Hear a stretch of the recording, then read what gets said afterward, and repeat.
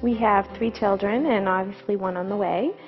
Taylor is 6 years old, Isabel 4, and Trevor's 2.5. I think just having this 4th baby really made us think about, childcare needs, and the criteria that we looked at, as Stacey mentioned, was the age of the person, maturity of the person, the experience that they should have, prior experience.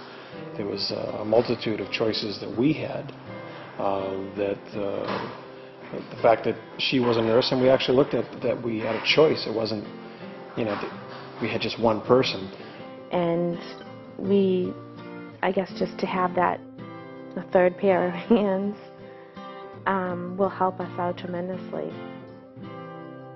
We were looking for something that would be in-home care for my kids to be home, to be siblings together, and that I could go back to work. Yeah, it's like having a cousin come visit for a year. It's they just become part of the family. They help out with things. Sometimes they go do things with you, sometimes they don't. It's really nothing for a host family to be nervous about at all. We try to get good families who need good child care, and it's a give and take situation. They expect something from the au pair, and in return the au pair gets to be a member of their family.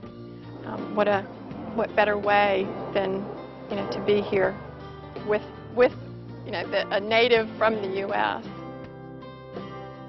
My name is Margaret. I come from Germany.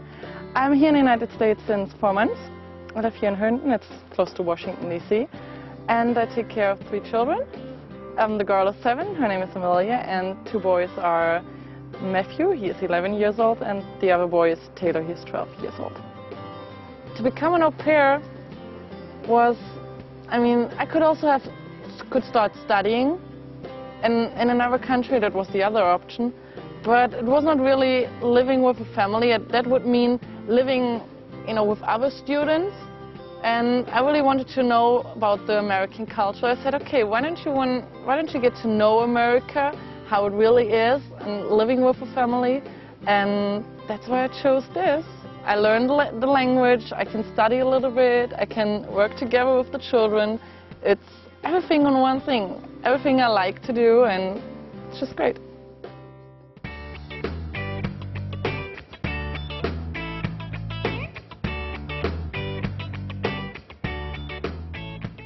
We are the representative of Euro Au Pair in Japan.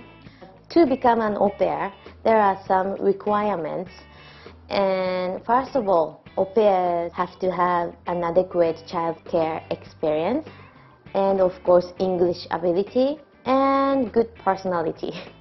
And during the screening test, especially during the interview, we try to see the real personality. We are always trying to know about the applicant more and more, and I want them to know us also, because we support them to go abroad and stay in the United States for 1 year. You do this psychometric test, and then we have a structured interview, which is done in English as well. It's a test coming from America, and the interview and the test together will finally tell you if you can accept them as an applicant in your program or not. It's not only us that test their language abilities. As soon as they try to get their visa, they are tested at the American Embassy as well. So there are actually 2 institutions testing their language abilities. After the au pair passed our screening test, now has to prepare all application documents, and I am in charge of verifying references. First, I verify and talk to them and ask for any comments. I write down those additional comments on the reference sheet in order to introduce the person in different ways to the future host family. As soon as they are accepted in the program and the application package has been sent to the United States, we invite them for an orientation. And it's a very detailed preparation for their 12 months in America. So it starts with the trip to America, with the orientation in New York, problems they might face, currency, traffic. We tell them about anything we can think of.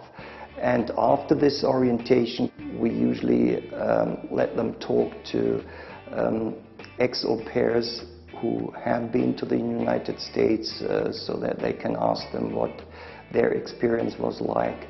So by the time they finally get on the plane and go to America, they should be well prepared.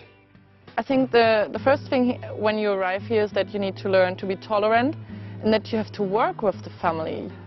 It's always a give and take. Because sometimes they say, okay, can you work an hour longer? I'm like, okay. And therefore, I have all the weekends off. I can go out and I can get the car. And it's always a give and take.